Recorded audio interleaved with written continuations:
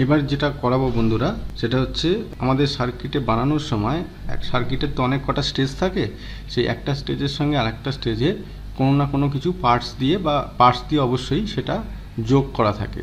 ধরো সিগন্যালটা একটা স্টেজ থেকে দ্বিতীয় স্টেজে যাবে, দ্বিতীয় থেকে তৃতীয় স্টেজে যাবে, তো যোগ করা থাকে কিছু না কিছু পার্টস দিয়ে। এটাকে বলা হয় টেকনিক্যালি কাপলিং। তো আমরা কাপলিং কত রকমের হয় এবং সেগুলোর কি ফাংশন, সেইটাই আজকে আমাদের এই ভিডিওতে করাবো। তো এই জন্য এখানে হয়েছে বেসিক মেথড অফ। এখানে ছবিতে দেখতে পাচ্ছ 4 ধরনের কাপলিংয়ের ছবি দেওয়া আছে। প্রথমটায় কি আছে, এটা হচ্ছে রেজিস্টার আর ক্যাপাসিটার কাপলিং। দ্বিতীয়টা হচ্ছে কয়েল এবং ক্যাপাসিটার কাপলিং। তৃতীয়টা হচ্ছে ট্রান্সফরমার কাপলিং। আর চতুর্থটা হচ্ছে ডাইরেক্ট কাপলিং। তো এই 4 ধরনের কাপলিং আমরা প্র্যাকটিক্যাল সার্কিটে দেখতে পাবো এবং সেই অনুযায়ী আমরা আজকে এখানে তার বিভিন্ন দিকগুলো আমরা তোমাদের সামনে তুলে ধরি।